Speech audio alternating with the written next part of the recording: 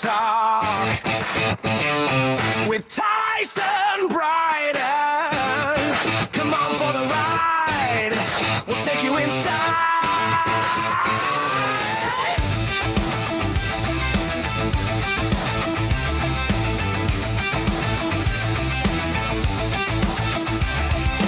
Non-stop rock talk. It's non-stop rock talk with Tyson Bryden. Come on for the ride. We'll take you inside. Welcome to Non-Stop Rock Talk. I'm your host, Tyson Bryden. I am very happy to welcome Anthony White to the show today. How's it going? Doing good. Good. It's good to be here. Awesome. It's great to have you. I mean, your career in a nutshell, you begin as a drummer in Excursion, which also included Mark Slaughter. Of course, you're known for your amazing drummer skills and harmony vocals in Cold Sweat. Wow. Thank you. You were in the legendary Kiss tribute, Cold Gin, with Chris McLaren, also of Cold Sweat, as well as Jamie St. James and Tommy Thayer of Black and Blue. Then Tommy ended up joining Kiss years later. But Anthony, that is correct. Right. But Anthony, you're also the lead singer and guitar player of RFK Media recording artist Generation Landslide, who will release their brand new album entitled Existence on July 3rd. Kind of really like the ring of that, the sound of that, that, wow, you are the lead singer, guitar player for RFK Media. I mean, I just like the sound. Generation Landslide. That just sounds so exciting and professional. So finally. Great. It does, doesn't it? It sounds amazing. It does. I mean, I could have said MCA recording artist Cold Sweat, which was, but now you're RFK Media. So. Right. That's a little passe now, the MCA, the Atlantic Records, the Epic Records, those are all, from the past. They're all defunct now. Right. This is all the new generation, the new excitement, the new people that are putting music out and helping bands and just, I know. It's a great time, actually, I feel. I mean, thank you to Ron Keel. I'm going to say that because he is on the ball of putting out great music. I totally agree. He has been absolutely wonderful to me, the band, from day one, from the start of this. And it just seems to keep going and getting better and better and more exciting. He's an amazing artist and person, actually. Yes, I've had Ron on the show a couple times, and I just love his enthusiasm and love talking to him. I do too. Yep. Yeah, and I'm so glad he's keeping it alive. And I mean, this year alone, I mean, your album, Bad Marriage, he's still doing his Keel stuff, and I think I'm forgetting something, right? Yeah, the fifth. The fifth, yes, which is right. Even though it wasn't this year, but he's really doing a great job putting out these bands that he really feels good about and he believes in, and we believe in him and the label and I'm just so finally happy and glad that it's going to be coming out. That's all. Yeah. Now the last album, which was Running Out of Time, not Running Out of Time, or was that? No, Ruling the Street Scene. Sorry, Ruling the Street Scene. You know what? It's funny. I ordered that CD today on Amazon, so I should get that soon. What? Ruling the Street Scene? Yeah. I just ordered it this afternoon. Is it really? Is it still even there? Well, Amazon Canada had it, so I was really? It was through a second party seller, so there's no guarantee of when I will get it. Right. But I got you. But it's coming. So it said between the end of June and early July. Yeah. Supposedly, hopefully, if this record does good and things start to happen, they took the first record as well, and they were going to re-release it down the line if things start to really happen with this record and people seem if they're interested in the first one. So it will hopefully come back out again. Cool.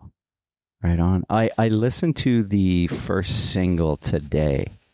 I love it. I kept playing it. Really? Yeah. Yeah, I was like, The first single is actually going to be "Are You Ready?" are you right? Oh, it is. But Okay. but it technically isn't, because they're putting out "Running Out of Time" That's as what I've a got. streaming thing when you pre-order the CD. Yeah, So right. It's on like I use Deezer. That's the song that's on Deezer. yeah, and I'm getting each day now from our publicist and everything like that the song is now being added to another podcast or another radio station, and I just got another one that is being added to another, and I'm thinking, okay, that's great. I mean, I really didn't have a preference what single would be first, to be honest. I let them decide. They asked me my opinion. I went with the kind of common one, "Are You Ready?" But when they said "Running Out of Time," I thought, well, it ties in with the album cover, ties in with the title of the album, and what I'm trying to do with the record. So I'm pretty happy about it, actually. Well, I mean, this was one, like I said, it was a nice day here earlier.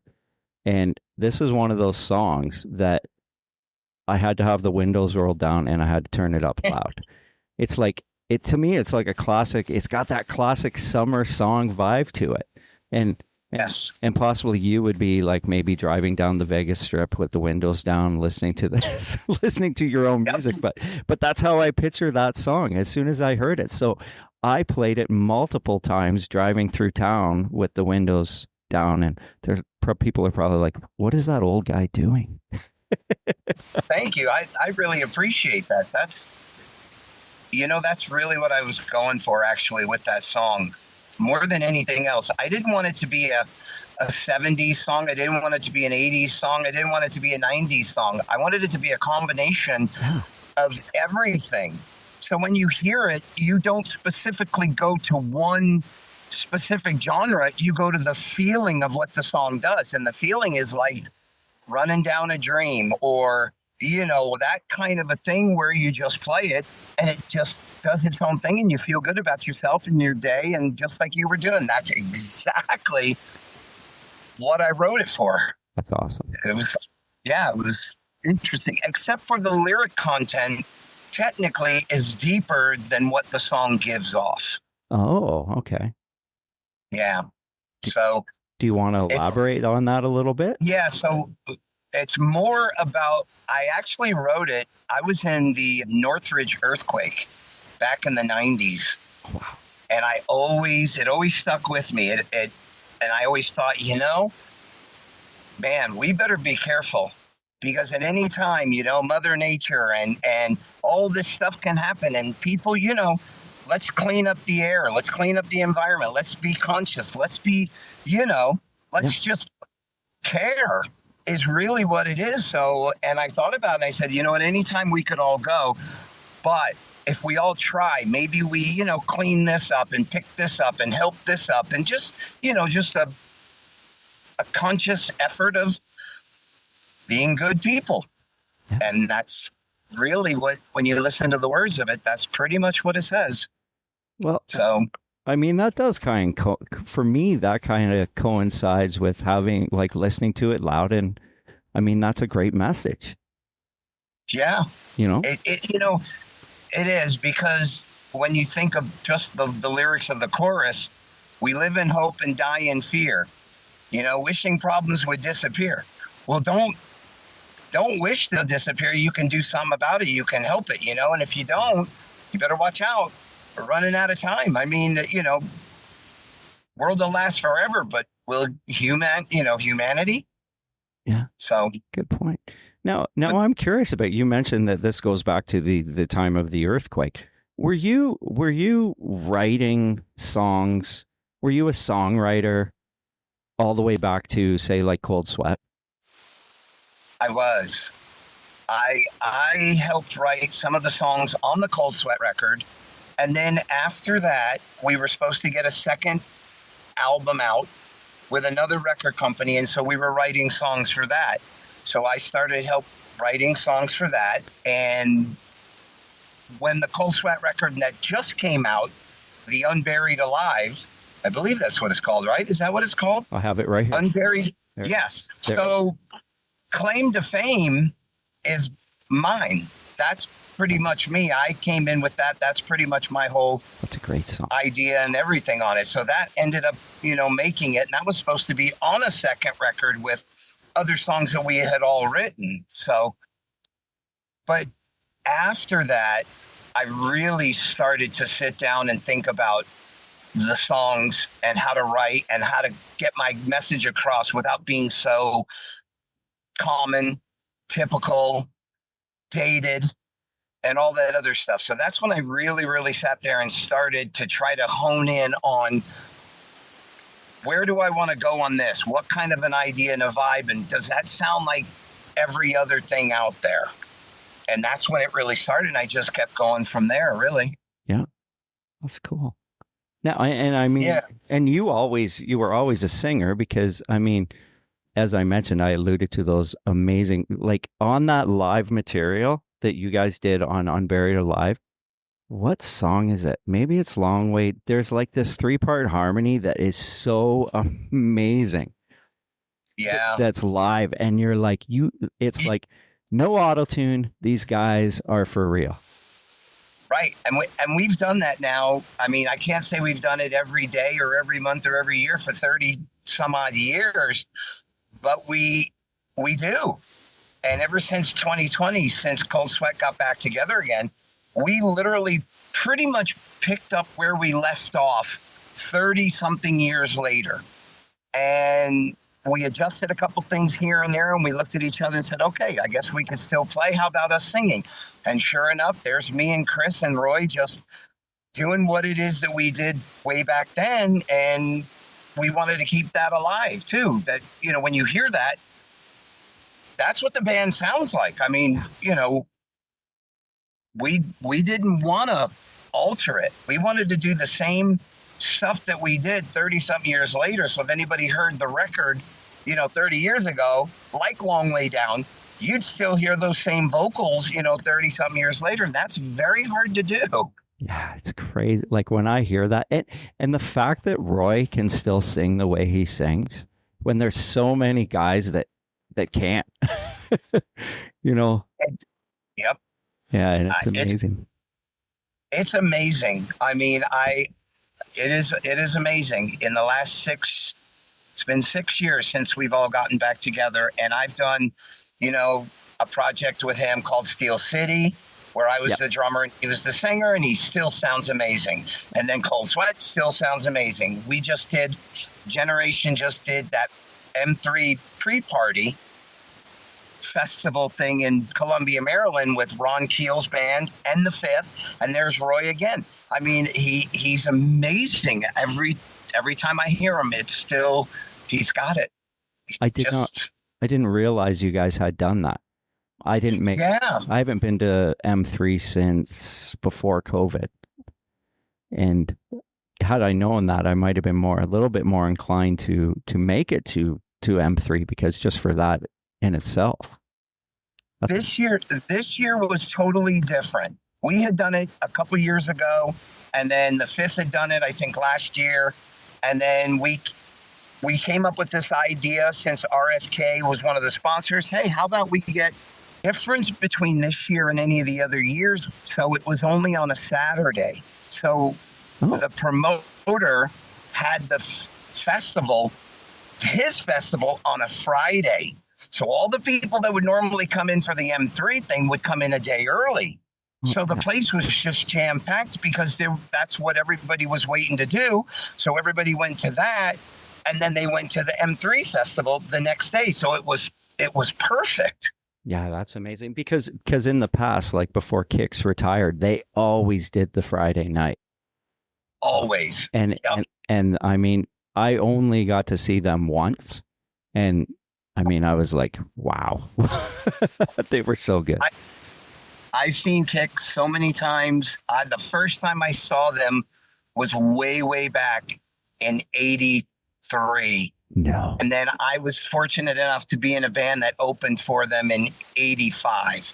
So that's pretty much their second record, then their third record. And then I saw them on Blow My Fuse, the fourth record. And I just kept going, and I kept seeing them.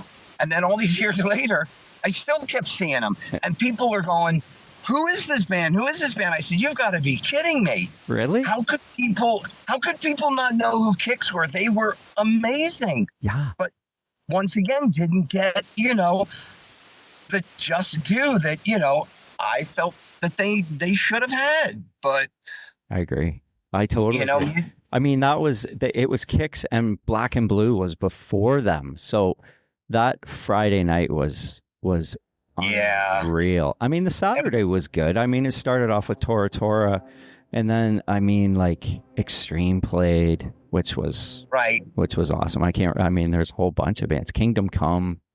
It was a really good time. Vane. I mean, the list goes on and on. It's such a great event. So. Yep, it is. And that's another band that I go around and push and plug and stuff all the time. Black and Blue was another one of those bands I knew the very first time I saw them way back in the 80s. And then I ended up becoming friends and, obviously getting to know them well after that. But that was another band. I said, I don't understand why people aren't picking up on this band. This band is amazing. They're great. I feel the exact same way. I mean, I love Black and Blue, and I have for forever. I mean, especially, you think of that Without Love album produced by Bruce Fairbairn and why it didn't do what it should have done. It's surprising. It's beyond me too. I totally agree. They had all the elements, especially on the second one, even though my favorite one of all time of theirs is Nasty Nasty. The third one to me, other than, the soundtrack song that they threw on there that Jonathan Cain wrote, that they didn't even want anyway. Yeah. That record to me is front to back is just incredible. I mean, but you're right. I mean, the commercialness and all four of them are great. I mean, in Heat. They are. And in Heat, the fact that they wouldn't even give them a video. It's like, I just listened to Jamie talking about it. They said they wouldn't give us a video. I was like, what? It's like, because that album was amazing too. Yep. And those are the kind of people, and that's the kind of company, and I hate to sound like that or be like that I keep and stuff, because these are people, Kicks, Black and Blue, all of these other kinds of bands like that, they're good players. They're good people, and they have great songs, but yet they never get their just due. And I never will understand it.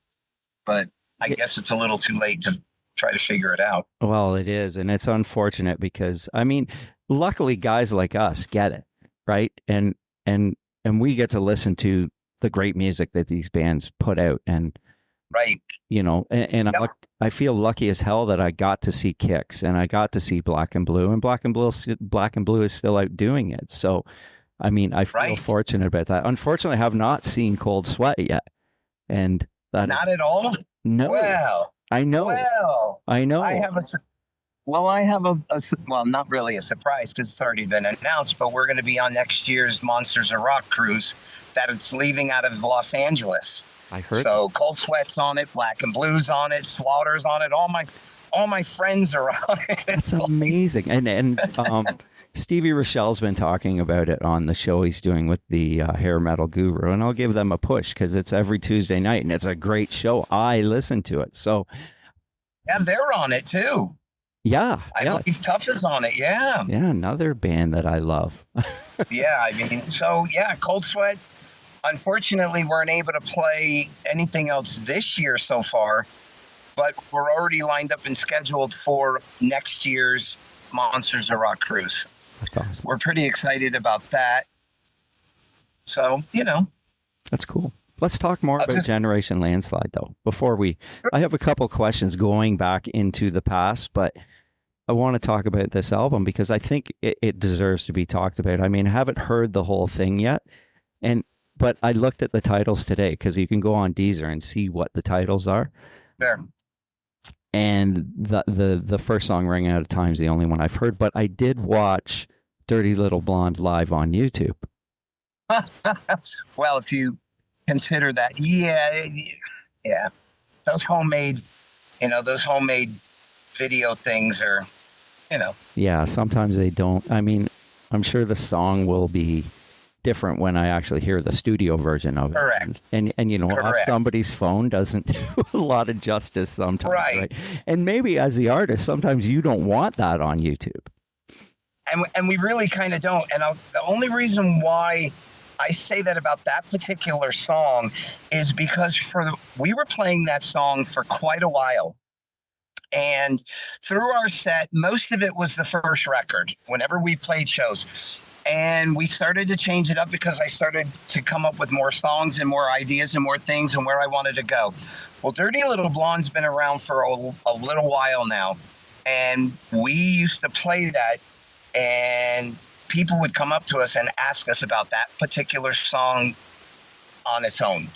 Not that any of the other songs are bad, or, you know, we would do Little Miss Lonely and Feel the Sensation, you know, the stuff that was from the first record. But for some reason, people kept coming up going, what's that one song? Some dirty song or some blonde song or something. And people liked it. And the next thing you know, little by little, as we were playing other shows, people were filming that particular song. Wow. And I thought, okay, well, maybe we got something here. The video's crude. It doesn't fully represent the song of what the record's going to be. Yeah. But even in that form, you know, maybe we have something with that song. So I always kept it as, you know, okay, we'll wait and see. So That's cool. we'll see. Well, I can't wait to hear it on the album.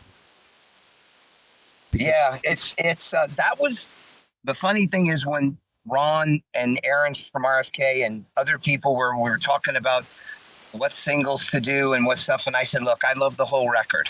I said, there's not a song on there that I can sit and honestly say that I wouldn't put that out because it's whatever. So I was good with it. But then they said, well, what do you think is whatever?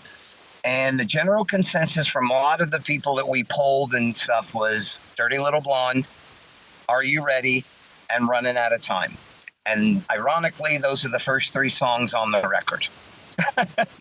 Right. So I kind of felt that it was going to go down that road or that direction.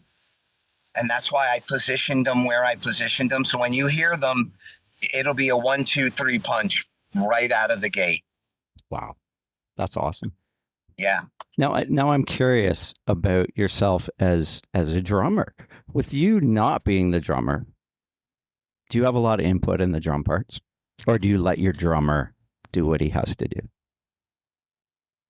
I do. Both. I guess it just depends. The vibe that I'm going for, you know, once again, it's like a Dave Grohl type of situation, you know? Yeah. I've always kind of patterned myself along those lines, even though, you know, I don't go down Foo Fighters road, but I know Dave's history and I know what he can do and I know what he, you know, he has been doing. And I feel that I do the same thing. So I come up with what I come up with, and then I let it sit with people. And then I kind of say, oh, I feel this or I feel that. And if I don't, then everything's cool.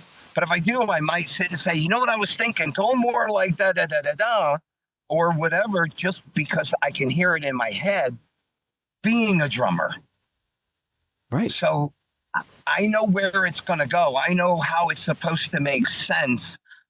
Hearing the drums going, this, don't this, maybe this. You know what I'm saying? As opposed to, God, I don't know. What do you hear? Right. There's already a general consensus in my head. So I just kind of let the drummer go with it and see where it goes and then make a few changes or adjustments if needed. That's all. Yeah, no, that's cool. You know what? It's funny. I had Johnny D from Takedo and Brittany Fox on my show about 3 weeks ago. And we were discussing the fact of drummers that have become singers. And I mean, there's a long line of them. And yeah, do you find in your writing style that the way you write songs is very rhythmic because of your drumming background? yes. It's funny that you mention that. I would probably be one, if you lined up, say 10 of those guys you're talking about, right, including myself. I don't know how many of them, but I would be the odd man out. I would be the one that sat and said, you know what? I'm not doing it because I want to sing, because I'm not a singer. I don't like to sing. And I know that's going to sound like, oh my God, why would you say that? But It's all good. that's not the reason why I'm doing it. I'm doing it for the overall vibe of everything. I'm like a Thin Lizzy kind of a guy, you know, like a Kiss kind of a guy, and all of those kinds of things. And it just so happens that I sing them. But I don't write songs as a singer or to write stuff to be a singer. I write what I hear as a good sounding song, and then it clicks on me on where I want to go with it singing wise. Yeah. So I'm probably the opposite of a lot of people that have switched instruments and started to sing like that. Yeah, like even Janie Lane was a drummer. Like I mean, the line of them is crazy. Guys at Jamie St. James, another one. Right. There are a lot of them. Absolutely. But those guys, like I said, those guys turned around and specifically went straight for the singing. I mean, and they're great. They're great singers. They look great. They sound great. They da-da-da-da. I didn't do that. I literally wanted to switch to a different instrument. Yeah. That's all I wanted to do. And it just so happened, well, who am I going to get to sing this stuff? Well, I can get a lead singer, but then we'd have 5 guys in the band. Right. I didn't want 5 guys in the band because my favorite bands are Y&T. My favorite bands, you know, are, like I mentioned, the other, you know, Stanley and Kiss and all that. I wanted 2 guitar players, 4 singers, the Beatles, for lack of other reference, you know. And nothing against 5 people, but I just didn't want 5 people. Well, I mean, let's be honest. Dave Meniketti is like the ultimate vocalist guitar player. Like, right. So just think of him. So this is what I try to tell people as far as Generation Landslide. If you want to figure out what we are and what my songs are about and how I present all my stuff, anybody who is into Y&T, which I'm probably one of the biggest Y&T fans on the planet. I go back so far with them, even having Cold Sweat mix and have their record produced by Kevin Beamish, because Kevin Beamish did Y&T. I had the record mixed up at Fantasy Studios in San Francisco because Kevin Elson and, you know, all this Y&T background. Yeah. I feel that's the kind of person that I am. I can't play nowhere near as good as Dave Meniketti, not even close. Probably can't even sing like him, but it's the same vibe of it. Yeah. He's the singer. He writes the songs, he plays, and he has to sing the song. So he does. He's amazing. So, Anthony, what's your favorite Y&T album? If you had to rate your favorite Y&T album, what would it be? Mean Streak. Mean Streak would be my very first absolute bar none favorite. And then I'd go backwards. And then I'd go to Black Tiger. Yeah. And then I'd go to Earthshaker. And then after I went to Earthshaker, I would just pick and choose. In Rock We Trust is good, but they're starting to do the commercial side. Yeah. Down for the Count, I love the energy and the rawness of it. But once again, they're on the commercial side. Then when you start changing members, don't get me wrong, I love Contagious, but it's not the same band. You lose one guy in the band, which the drummer, which was one of my biggest influences since I was a teenager. The complexity of the band and the songs and everything changed. Yeah, and it just next album, Joey's gone, and it's Stuff Burns, right? Right, and then it's Steph, and I like Steph, and I like what they did on it. But it's not complete. It's not solid. Like Mean Streak is solid, front back. Black Tiger, front and back. Earthshaker, front and back. It's just they're iconic albums in my eyes. Probably not a lot of people, because a lot of people probably don't know them. But right. No, you know, I agree with you. I think Mean Streak is my favorite Y&T song ever. Like I love that song. You put it on, and right out of the gate, you're already going, oh my gosh. Yeah. And then it continues, and then it continues. And before you know it, you're at the end of the record and you're at Down and Dirty and you go, wow, okay. Yeah. And I can play that. Like, I remember making a playlist once, and this is funny. This is a geek moment of that song. And then I put Fastway, Say What You Will right after it, because those two songs together, I just thought, because of the guitar riffing, I was like, yes, you know what I mean? Like, they were just so much energy, right? Yep. And now going back, tying in with Generation Landslide and this record, I consciously positioned songs and wrote songs and did everything to where it literally starts out. When you hear it, you'll know what I'm talking about. And when it starts out, you're going to go, uh-oh, this is the intro. Wow. And it's going to literally take you through each song. And before you know it, you will be at that last song and you'll hear this last ending thing that I did. And it will literally, if you had a repeat thing, it would end and repeat right back to the top beginning. And every song just has something about it. And that, I was very, very conscious about doing that. If I felt it wasn't memorable, if I felt that things just didn't seem whatever, I changed it, or I got rid of the song and wrote another one. I went out of my way this time it was painstaking, I'll be honest with you, but only it was for me, not for anybody else. Well, I love I love how excited you are about it. And that's amazing. Well, this is a long time coming. Think about it. That first record came out in 2022, at the end of 2022. Yeah. That's cool. And, as soon as that was done and it came out, I started to write more songs and I started to position things and figure things out. And it's taken that long. Wow. Now, sometimes, as I mentioned, I went through the track listings and I looked at it. Now, Love Has Saved Me. Looking at that, it almost sounds like it might be a ballad. That particular song, so it's not a ballad. What I did there was, like I said, when you get the record and you listen to it, the first three songs are bombastic. You're gonna get right through those and go, wow, okay, great. When you get to that fourth song, Love Has Saved Me, it literally changes gears so fast and drastic. It's more of a Doobie Brothers. Oh, cool. Gospel. No way. Type thing with a blues edge to it. That's the only way I can describe it to you. When you hear it, you're going to sit and go, wow, that is Tom Johnston right there. But you're going to hear that opening riff and you're going to go, oh, this is full-blown old school blues. I don't know.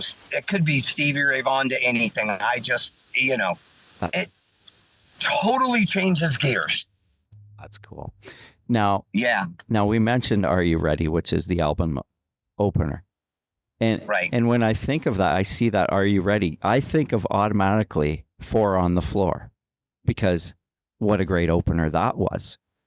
Yes. Would you say that track kind of falls in line of that type of song? It does. It does. You will hear at the very beginning, you will hear this 4 or 5, whatever part vocal harmony thing that comes in, and then it blows your face off. And the only difference between Are You Ready and Four on the Floor is the content. Right. The content's about a person being in a gang. Oh. And what it would be like to be in a gang. Are you ready? The title's common, but when you hear it in context, it changes the whole meaning of Are You Ready? It's not Are You Ready to Rock? Are You Ready to Party? It's Are You Ready to Die? Wow. That's almost Thin Lizzy. That's almost like a Thin Lizzy type of thing. And it very much is. That's exactly where I got the idea. So if I thought, picture this. Remember the old movie, The Warriors? Yep. What would that be like if you were to wake up one morning and this is your life and you had to deal with, oh man, I can die tonight, but if I don't, man, it's going to be great, man. That's not how you should live life. That life is too, sacred for that. So that's where the context of that is. Funny thing is, when that song ends and goes into Dirty Little Blonde, the context of that song is as if it was the gang member's girlfriend. Oh my God, that's awesome.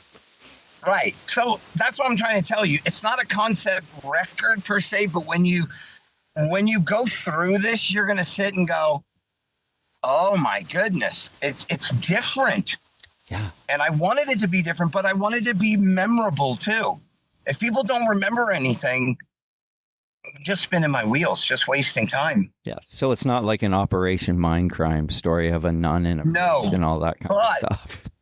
Which is very intricate, but if you dissect Mindcrime, the melodies, the memorableness of the songs, yes, whatever the context, I mean, you're talking spreading the disease, but it's so sing-along and so hooky, you would have never thought they would have titled that kind of a song, Spreading the Disease. That album is so genius. Beautiful. It's amazing. And I mean, you think of the last song, Eyes of a Stranger, like, and you're like, how does that even fit into this story? Because you have to kind of go back and like start it again and go through the story. I still don't to this day understand the whole story. And I'm not going to lie about and that's right. And I've tried to dissect it numerous times. And here's my point. At the very beginning of the record, you hear the calling doctor, da, da, da, da, da. What are you still doing awake? Blah, blah, blah. It sets the whole tone of the record. Yeah. The very last thing is the same as the very beginning. So all you got to do is literally, I remember now. Yeah. Click. It flips around and it starts again. Brilliant. Brilliant. Yeah. And it's one of those, I mean, I haven't talked about this album in a long time, but I mean, I still love it to this day. It was one of those, I think initially when it came out, I bought it but I was younger and still then you had to keep listening to it because you wanted to know what the hell was going on. It went over a lot of people's heads. Yeah. But the songs were very memorable. Yeah. So it didn't, whether the story was about this and this, a drug guy that gets hired to kill and and then he realizes there's more to life than that. And he's a good person and he misses the girl that, he kind of fell in love with that they had killed. And, you get all deep and crazy. But if you take what the context is, the songs are great. They are. And the brilliance of that is that they could split those songs up and make them videos and singles. Correct. That's this record that I tried to do in a nutshell. I made a lot of conscious decisions on titles, content, memorableness, power. I mean, there's really no ballad on the record. Because when you hear something and you think it's a ballad, like Love and Pain. Right. So yeah, it sounds like a ballad, but once it kicks off, it never goes back again to being a ballad. It just flies and then you're at the end of it. And it just, the deepest song probably on the record is Existence itself. That to me is like a Led Zeppelin layered. It's got guitar things. It's got orchestrated things on. It's got stuff on it that's just crazy. Well, that was the last one I was going to ask you about, was that track. Yeah, that one, I just somehow or another woke up one day and I just came up with this. When you hear it, you'll know what I'm talking about. So it's hard to explain. I came up with this lick, this riff, this thing, and then I went crazy on it. I literally said, I'm going to throw everything in it. So it does Deep Purple stuff. It does drum licks. It does all sorts of stuff in it. It goes everywhere. That's cool. And I figured I didn't have a song like that.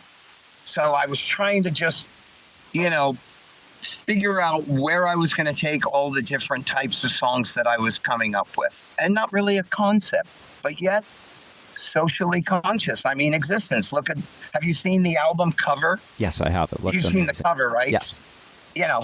it's the same old, same thing. Look, we live in cities. We do what we do, and if you don't watch out, it's going to crumble to the bottom of the hourglass. I mean, that's your existence. Cherish it. And I know it sounds a lie, like I'm trying to. No, it doesn't preach, at all. but I'm really it not. doesn't at all. I'm going to pull it up again because it does look. I mean, color-wise, even it grabs your attention. Yes. It really does. Everything about it. And if you notice, the logo's different. The creation, the colors, just everything about it gives what the record has to say. That's awesome. Now, with that said, because of that album cover, what formats is it available in? Like, I'm thinking CD, vinyl, tape, maybe even 8-track. No. But yeah, I would imagine that. Yeah. I do know right now at this point, it's going to be CD and streaming. Okay. There was people that were commenting about it if it was going to be on vinyl, and Ron himself personally said, we're going to see how much this sells. We're going to see where we go with it. And yeah, we would love to put it on vinyl. And then as far as anything else, I have 2 other songs that are sitting there that RFK has as bonus tracks. So maybe, a CD single comes out, it goes to Japan or Europe, and a bonus track goes on it, and, stuff like that. So cool. Okay. So, and I mean, getting back to that vinyl thing, like that Unburied Alive with that CS logo, that's pretty similar to the CS logo that was on your bass drum, right? Correct. Yeah, I love that. I've always loved that. I mean, I remember seeing the video and the first time seeing that on that drum kit. I just always thought that was so cool. And for them to put it on the album was awesome. Sorry. Well, the only difference between what you see and everything like that and then the bass drum that I had is the actual name. It was across the top and across the bottom. Right. Inside the CS. So on the bass drum, it showed the Cold Sweat when but other than that, for some reason, a lot of people didn't want to put the Cold Sweat name in the CS. I don't know why. But do you still have that drum head? Do you still use I do that? not. Oh, you don't? No, I don't have that. I don't have the original set of drums. And I don't have any of the Kiss stuff. All my outfit, boots, Really? instruments, hat. I had the Firehouse hat. I had the gloves. It's all gone. Everything. Yeah. Unfortunately. I was just listening to Jamie talk about that whole thing on an interview. I think it was with the Hair Metal Guru, talking about cold gin and just like how huge it got. It did. We were very surprised and very fortunate that it did. We didn't plan on it, but it just, one thing led to another, and it just got bigger and bigger and bigger, and we just kind of went with it until we couldn't go with it any longer, and then we all said, okay, we're done. We did what we thought we were going to do, and we stopped just like that. That was it. Yeah. Well, I remember seeing you guys in Metal Edge for the first time and thinking the people, the guys that you guys put together in the band, looking the parts. Like you guys, I mean, you had that Paul Stanley look, and Jamie looked like, with the makeup on, looked like Peter Criss. And of course, Tommy Thayer becoming Ace, and Chris doing Gene. It was perfect. Right. There was a couple things that were not quite right. And anybody who knows, massive, whatever, but the general consensus was right. My chest didn't have a bunch of hair on it, like Paul Stanley. Right. My hair was longer than Paul's. Everybody kept telling me I should cut it shorter, then it would have really looked like him. But I was like, nah, you know what? Nah, I'm just going to leave it. There were little subtleties here and there and stuff like that, but it captured it close enough. We were one of the very first people to do that. So there was no measuring stick, back then. Yeah. Now it's on every corner in every city. And these guys are unbelievable, the way they look and the way their stage setup is and all this and the other. And they literally capture the Kiss vibe like I've never seen in my entire life. Yeah, I just saw one the other day, Mr. Speed, and I was not familiar with them. And I was like, oh my God, the costumes are right. They've even got they're doing the Alive show and they've got the candles and like the amps look the same. And I was like, I want to see that. But and the thing is that's nowadays. Yeah. That's within the last 5 years. That's within the last 10 years. That's within the last, let's go back 15 years. You know, these guys and this and the other, the measuring stick was already there. Yeah. And I hate to use us as that example or whatever, but we were the measuring stick. Yeah. We didn't know nothing from nothing. We literally watched any video we could, any magazine thing we could. And we even asked those guys. We personally asked and said, hey, could you help us? What did you do that? Or what did you know? There was no, reference to what everybody goes by nowadays. We just said, okay, this is what it looks like. This is what they did. This is how they did it. This is why even the Kiss logo that we had behind it was made generally like their old original one that used to rise up, not the big, overblown one, but you're talking 74, 75. Yeah. They didn't have some big blown out thing. It was this, certain size where the letters, did what. We had no reference other than old bootleg videos and whatever we could conjure up. And we just said, let's just do it. And we kept altering it and adjusting and changing and this. And then we did what we did. Now, like you said, Mr. Speed's one of the best ones that do it. They could pull off a Dynasty stage and, holy God, who's got the money for that? I mean, I know, it's crazy. I couldn't believe it. Because because the guy's Ace costume with the big V thing, like from Dynasty, it's like, holy cow. I look and I see them and I just, I give it to these younger guys now because, they figured it out. If they're going to capture Kiss, here's how we're going to do it. We're going to blow people away because you don't get Kiss anymore. I get it. Yeah. I totally get it in this day and age. No, I mean, as Kiss fans, I want to see that. And I want it to,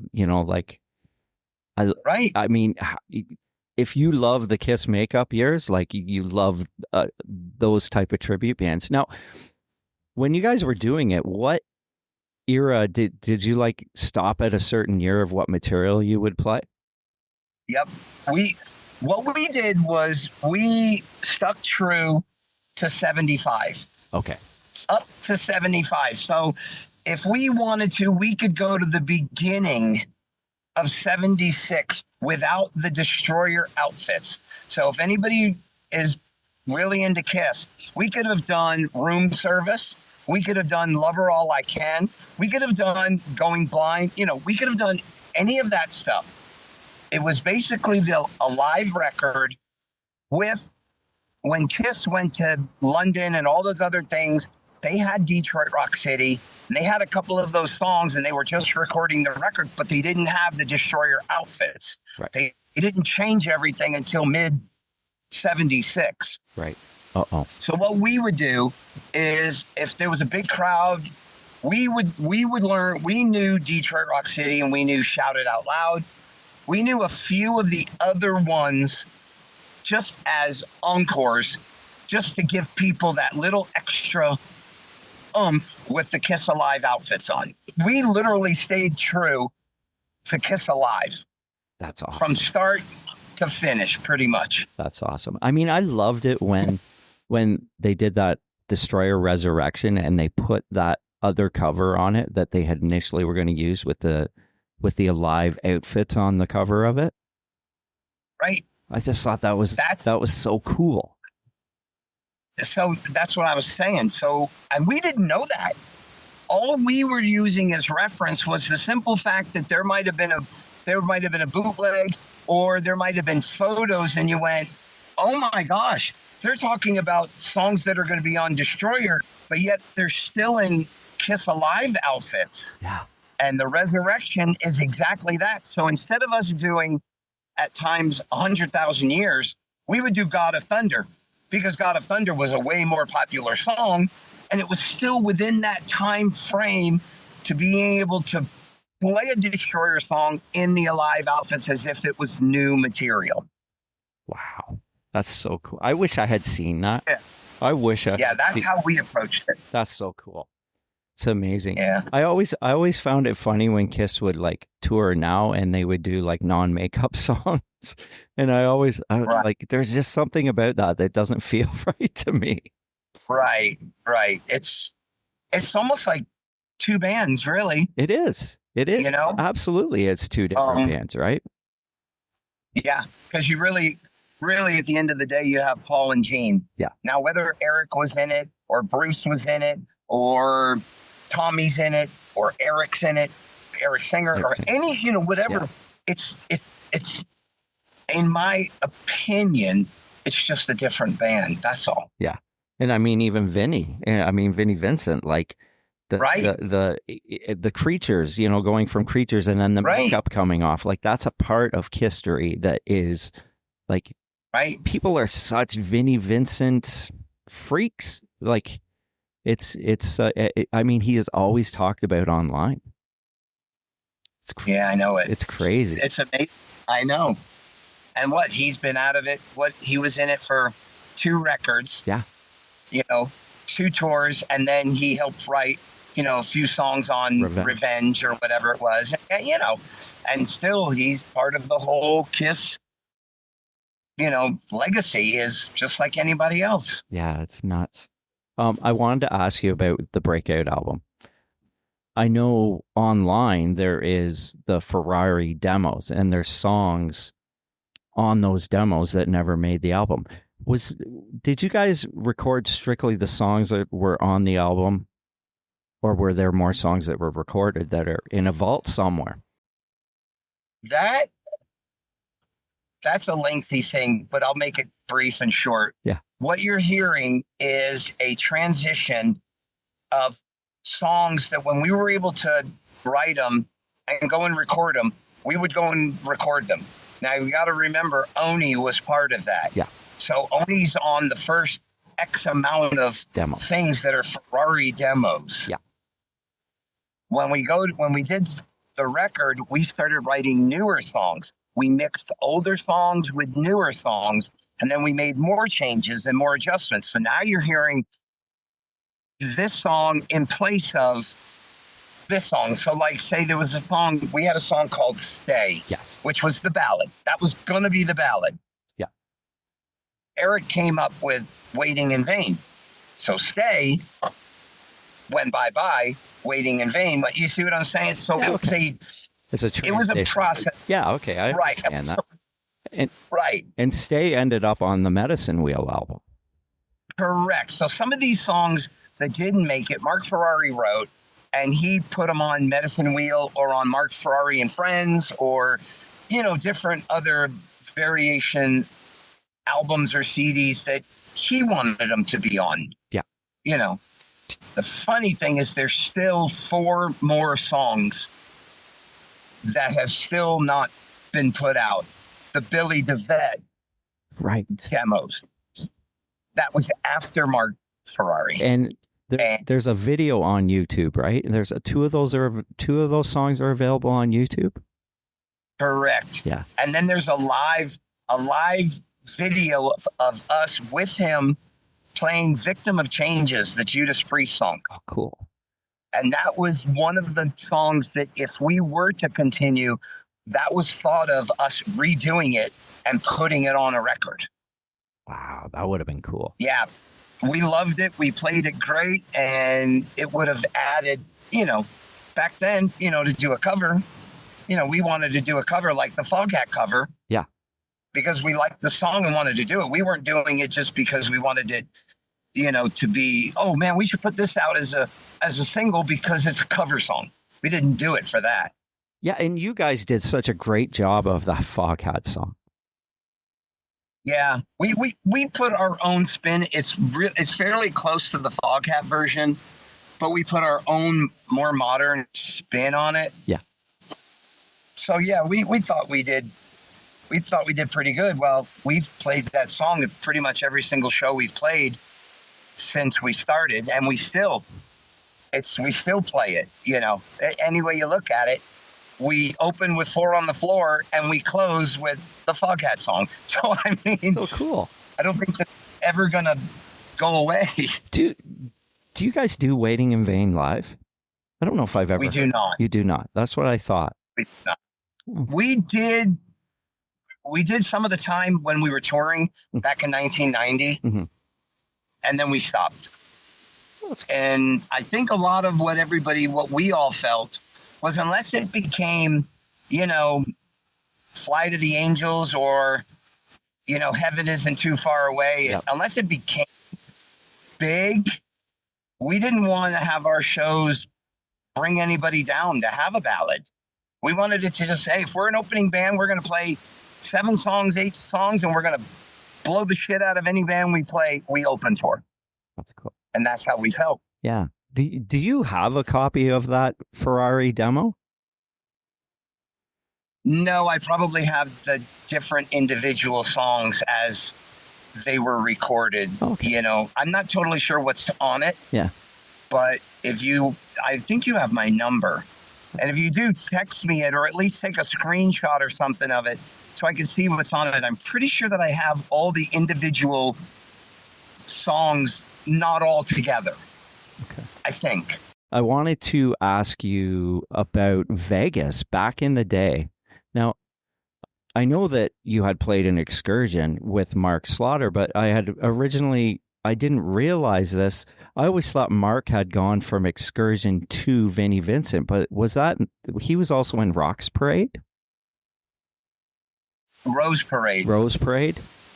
Right, that's what it was Rose called. Yeah, Parade. so, right. Mark and I grew up together, went to high school together. We had Excursion.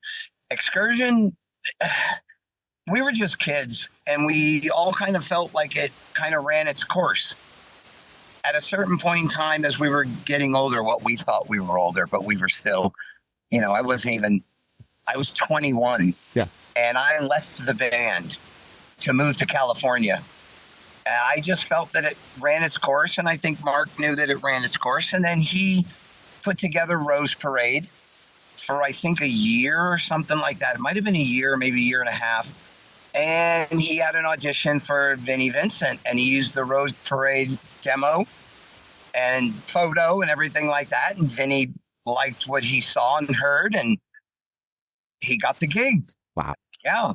And it's funny because Slaughter actually used one of the Rose Parade songs on The Wildlife. And I didn't realize it. It's actually on YouTube of Out for Love. What is it? Out for Love, the second track on The Wildlife. It's changed a little bit, but it's got the same chorus. Oh, I didn't know that. I didn't know that they did that. Yeah, and I mean, hopefully I'll get to talk to Mark soon. Again, Jody's working on that for me, and I'm going to ask him about that, because I was just like, I found it one day because I was on Mark's site looking.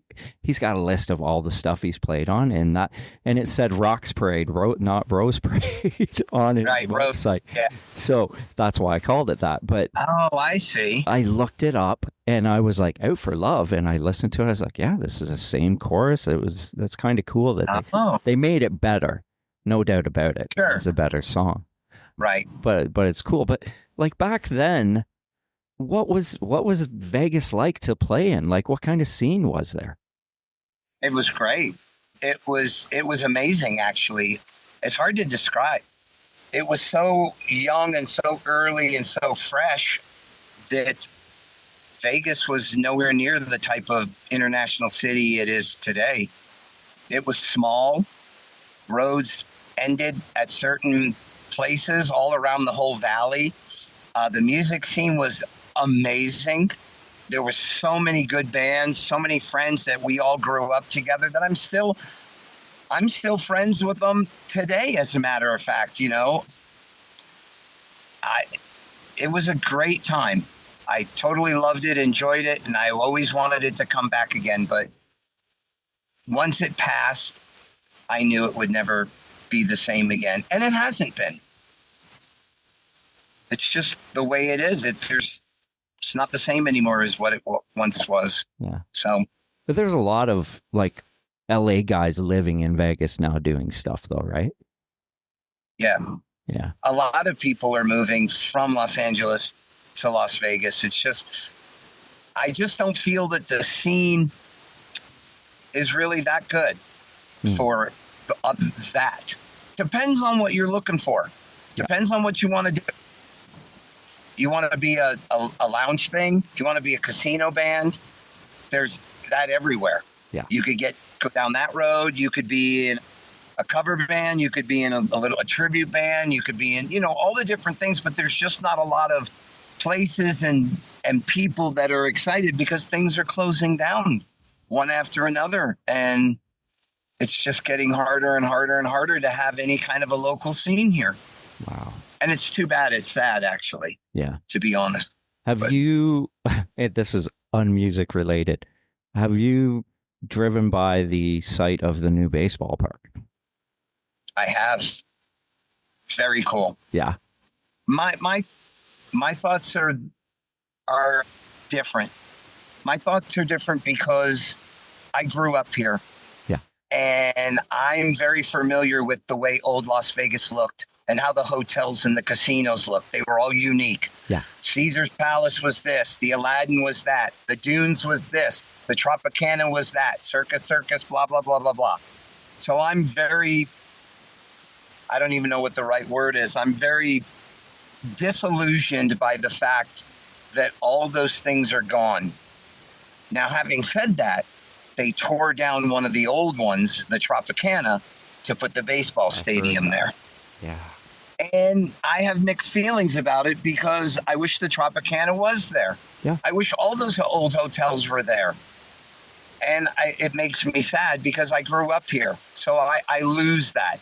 But at the same time, I drive there and I see this huge thing going up. And I'm a sports guy. Yeah. So, Vegas growing up, they had no sports. Yeah. You could not have sports here. So the first thing I find out is Vegas gets a hockey team and they win a Stanley Cup. Yep. So I'm like, I'm losing it. The next thing I know, they get a football team. And now they're going to get a baseball team. And I'm beside myself because this is not the old Vegas way. We're not used to this. We're not familiar with this, But it's I love it. And I love the fact that it's an American League team because I'm a big Yankees fan. Oh, are you? So I'll get to at least see The Yankees. the Yankees play. Oh, yeah. Yeah. Cool, man. I know. I mean, You I'm up not in Canada. I know. I know. I'm not a Yankees fan. But I mean, Yeah, I have a lot of I have several friends that are good friends that are Boston guys. And I just, we just rib each other back and forth. And whenever they try to say what they say and everything, I say, well, you let me know when you get up to 27 World Series. I know. And then and I can say that about Every team. Yeah, about Every any team. Right. Right. But that's too common. But I love the fact that other people are so passionate. And I know all you guys, I know how Canada is about everything, sports, music. I know how you guys are. Well, It's amazing. So I mean, it didn't feel very good for us to see Mitch Marner going to Vegas and going to the Stanley Cup this year. I will say that. yeah, yeah. And that's the thing. I sat and watched and I thought, oh, wow, wouldn't this be great if the Golden Knights go to the Stanley Cup again? Yeah, maybe. They're pretty good. They had a And good the next run, thing man. I know, Yep. there they are in the Stanley Cup again. And I'm going, wow, this is unheard of because you're right. Canadian teams, Yeah. always. Montreal. I mean, I'm not going to sit and say Montreal probably isn't the greatest hockey franchise there is because they are. They are. I'm not stupid. I mean, they've got more Stanley Cups and more Hall of Fame players than you can, I know. Well, they're like But- the Yankees, right? And we don't. I They mean, are. as a Leafs fan, we hate them. Like I was Vegas. Did Right. Vegas not play them in the last round and beat Montreal? Am I correct? Yes. Yes. Yes. So I was happy about that. I did want to see Marner win the cup. I'm not saying that, because I do like him, but he got a lot of flack here in Toronto, and there's a lot of fans in Toronto because Toronto is such a hockey market that you never want to play in. It is Right. insane. It's probably like playing in, like being a Dallas Cowboy or being a New York Yankee. Right. Or Boston Red Sox, because the media will ship players out of town a year before they leave. Oh, yeah. And what's funny is talking to you and knowing that you're a Toronto guy and there's a Montreal people always reminded me of the Yankees and the Mets. And for me, I loved the Yankees, but I always did favor the Mets too, because that's the other New York team. And I feel the same way with Toronto and Montreal. Montreal is your, and everybody knows that. But Toronto had their moments too. They've got their cups and they had amazing players too, but they were always like the Mets to the Yankees. Absolutely. Absolutely. It's the strangest thing to me. I mean, but you can't love the Canadians and love the Leafs. It's either one or the other. And right. And my wife is from Newfoundland originally. So in Newfoundland, it all depended what feed you got in Canada from what your team would be. Like a lot of it's Canadians fans in Newfoundland, and then you'd get the odd Toronto Maple Leafs fans. It's a very weird demographic. Like there's Canadians fans all over this country. It doesn't matter where they live. Right. Right. I was in Nova Scotia last year, and they get the Montreal feeds, so they're all Canadians fans too. So it kind of encompasses this huge area. Right. But in Toronto, the GTA, it's the Leafs. But everybody, it's 1967 since they won the Stanley Cup. It's a long time. Been a lot, right? It has been a long time, right? Yeah. And then again, I think of that just like the Mets. It's been a long time since they won a World Series. So I feel, 86, but right? I don't say if I were to see both, I would do the same thing if I was in Canada and I was either in Montreal or Toronto or something. And someone said, "Oh, are you a Toronto fan or a Montreal fan?" I would say, "Look, I'm both." Yeah. Because I love the sport. I love the players. I love the history of the game and everything. I said, I'm not going to pick and choose because I don't need to, because history has already done that, just in what they've accomplished. So I just enjoy the players and the different teams. I could say that about Los Angeles Kings. I lived there. Yeah. I don't knock them. I lived in Phoenix. So I could say that about Arizona, Phoenix Coyotes. Yeah. So on and so forth. I just enjoy the sport so much that I don't get that crazy going, man, if you don't like the Golden Knights, man, you ain't cool. Or, man, if you don't, Yeah, I don't see it that way at all. Yeah. It was funny. There's at my full-time job, there's a kid, he's only in his 20s, and he showed up for work one day in a Montreal Canadiens hat. And one of the guys is a Canadiens fan, his boss, but his boss's boss is a Leafs fan. And he turned and he says, "Yeah, man, you can't wear that to work anymore." but it was a joke, right? It was us just being funny. Like we didn't really care, but it was just like that funny rivalry, right? Right. And that's what and I've even gotten to the point now where that's what I view it and call it, even for the Boston thing. I could sit and be this tough ass and try to be this and the other, but I don't. Right. They just wear Boston Red Sox stuff and people I'm around are this and the other, and I just kind of sit and go, "Oh, you're one of those fans," just because. They go, "Why? Are you a Yankee fan?" Well, yeah, maybe I am. Oh man, it just, It is what it is. I love It it. don't bother me. Well, I'm glad we got to talk about sports, to be honest with you. Yeah. Yeah. I mean, you don't usually talk other stuff with music people, do you? I try to. There's certain guys that I know. I didn't realize you were such a sports fan, so I would have brought it up. But I've had guys on that I know that there's a Canadian artist named Andy Curran. He's a huge Chicago Blackhawks fan. So I like to talk hockey with him. Well, wait a minute. You mean Andy Curran, Coney Hatch, Andy Curran? That is Andy Curran. Yes, Andy Curran. Wait a minute. He's a Blackhawks fan and not a Canadian fan? No, he is a Blackhawks fan. He has been forever. Wow. That is awesome. Yeah, he's such a good dude. And oh man. I love that band. That was another band, and I was fortunate enough, and I know I'm going off and whatever, but I just thought of it. I loved that band, and I was able to see them on their very first tour that nobody even knew who they were. They opened up, and I can't even remember who they opened up for here in Vegas. And I was like, wow, I loved them. And poof. Yeah, they did a second record, I do believe, right? At least I knew of the second record. They did a third as well. Yeah, so I was fortunate enough to be able to see them. I don't think too many people did, but I love that first record. Yeah, that's got Devil's Deck, Monkey Bar. Oh, yeah. Right? Monkey Bar. You Ain't Got Me. I mean, Hey Operator. I mean, it's just, it's a great record, and it did nothing. Well, it's funny. I live in the town where they recorded, I believe, Monkey Bars. It was a place called, I live in Oshawa, Ontario, which is outside of Toronto. And wow, they recorded Monkey Bars at Quest Studios, it's closed now. It was open up until a couple of years ago. And I had heard that they were in the studio when they were recording that, laughing their asses off at the actual lyrical content. That's what the content. Heard. Yeah. Right. You know, banana splits are a definite plus.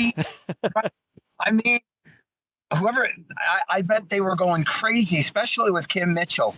I mean, They probably sat there and laughed, said, okay, sing another line. Here, let's come up with this. And I mean, you know, who comes up with that? But it's a great song. It is. And Andy's just re-released. I don't know if you're familiar with his, probably not. He did a couple solo albums, but he did a solo album that did really well in Canada. It was on Alert Records, and he just reissued it. I did not know that. Yeah, it had a great song called License to Love on it. It was all over radio here. And he's going back out on tour with some of the guys in Coney Hatch now, because they're still touring in Canada. I don't know if they make it down to the States or not. But how many are all four original guys still around, or no? It's three. So Dave Ketchum, Carl Dixon, Andy Curran, and then Sean Kelly plays guitar for Coney Hatch. And Sean Kelly and Dave Ketchum are doing the solo tour with Andy. He's opening up for Glass Tiger a bunch of dates, which I was surprised about, because I was like, oh, Glass Tiger. Wow. That's a weird fit, but anyways. That is a weird fit, but aren't they from Canada too? They are. And you know, on that spectrum of, like, Andy Curran was a little bit of a heavier band than Glass Tiger, so but it is what it is. I mean, we'll get to hear. Right. I think we're going to go. They're playing at the casino, and they're playing in like some smaller towns, and I want to go check it out just to see Andy, because I want to see. And I have a book on the Blackhawks that I told him I would give to him the next time I saw him. So that's awesome. But then again, you know, Glass Tiger, I only am familiar with some. I know they were way bigger than obviously Coney Hatch and stuff. Yeah, so they totally. The people that know Glass Tiger, you know, they're going to show up. Yeah, exactly, and they're going to hear the hits from Andy Curran that they heard on the radio too. So right. So it's probably a pretty decent package, actually, you know. Yeah, it is. And I think it's reasonably priced, too. I think they're doing, like, theaters and stuff like that. And I know they're doing one casino show for sure in Niagara Falls. But, like, I saw Slaughter there last year at that same casino. So, and it's massive, a huge casino. So it'll be cool. Really? Yeah, it's nice. It's really nice. But right on. Yeah. Anyways. Cool. Anthony, I want to thank you so much, man. Thanks for your time. And of course. Thank you. I really appreciate it. I appreciate our friendship and support and everything. And it means a lot to me. And you know your stuff too. I mean, I love that.